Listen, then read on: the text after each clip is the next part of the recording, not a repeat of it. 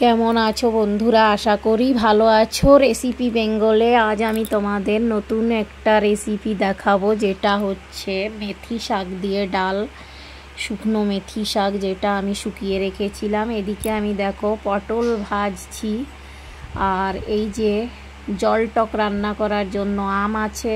এদিকে আছে কিন্তু মেথি শাক, যেটা আমি বাড়িতে কাট করে ভালো করে বেছে ধুয়ে শুকিয়ে রেখেছি। এটা তোমরা গরমে কিন্তু খুবই উপকারী, আর যাদের ডায়াবেটিস আছে সেই পেশেন্টদের তো আরও বেশি ভালো হয়।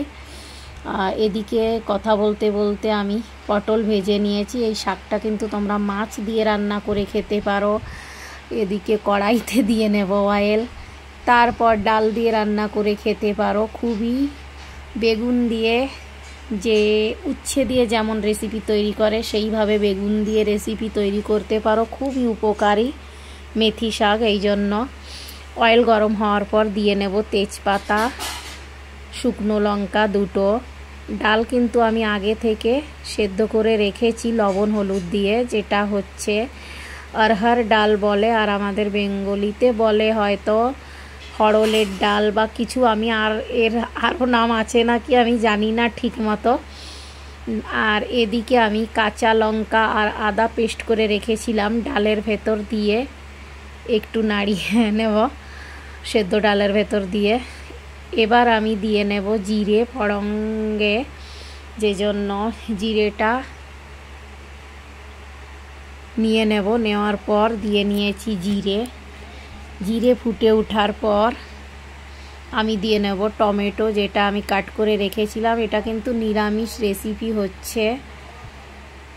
আর এবার দিয়ে নেব লবণ। টমেটোটা যেহেতু ঠিক করে মিক্স হয়ে যায়, আর লবণ দিলে গলে মিক্স হয়ে যাবে, গলে যাবে খুব জলদি। এই জন্য এবার আমি দিয়ে নেব তিতে মেথি শাক, যেটা আমি শুকিয়ে রেখেছিলাম। এটা কিন্তু ধুয়ে শুকানো, এই জন্য আর ধোয়া লাগবে না। একটু আমি নাড়িয়ে চাড়িয়ে ভেজে নেওয়ার মতো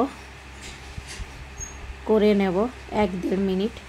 এবার আমি যে ডাল সেদ্ধ করে রেখেছি দিয়ে নেব, কড়াইতে ডাল দিয়ে নেব। দিয়ে নেওয়ার পর এবার আমি কিন্তু দিয়ে নেব গরম জল করে রাখা আছে আগে থেকে। এই পাশে আমি বসিয়ে রেখেছি, সেইখান থেকে জলটা আমি নিয়ে কড়াইতে দিয়ে নেব। দেখতে পারছো জল দিয়ে নিয়েছি। এবার আমি পরিমাণ মতো লবণ দিয়ে নেব। লবণ হলুদ তো ঠিকই আছে, হলুদ আর দেওয়া লাগবে না। একটু আমি কাশ্মীরি রেড চিলি পাউডার শুধু কালারের জন্য সামান্য একটু দিয়ে নিয়েছি। এবার ডাল কিন্তু হয়ে গেছে, কিছু সময় আমি হতে দিয়েছি। তারপর এবার আমি ড্রাই রোস্ট করে রাখা জিরে ধনে পাউডার আর সঙ্গে গরম মশলা পাউডারও কিন্তু ড্রাই রোস্ট করা, আমি আগে থেকে পাউডার তৈরি করে রাখি, এই জন্য দিয়ে নিয়েছি। এবার ডাল আমি নামিয়ে নেব। দেখতে পাচ্ছ খুবই সুন্দর, বা এই ডালটা খেতে খুবই মজাদার হয়। তাছাড়া গরমে খুবই উপকারী।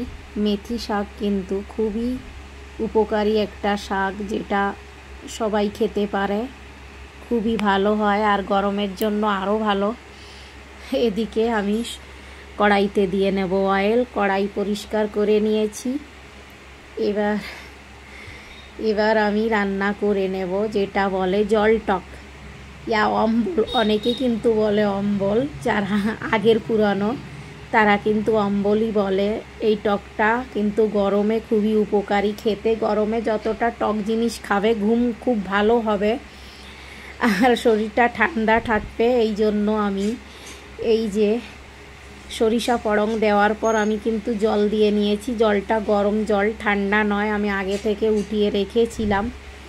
এবার আমি দিয়ে নেব আম, যেগুলো আমার কিন্তু হলুদ হয়ে নরম হয়ে গেছে, এই জন্য আমি আর কাট করিনি।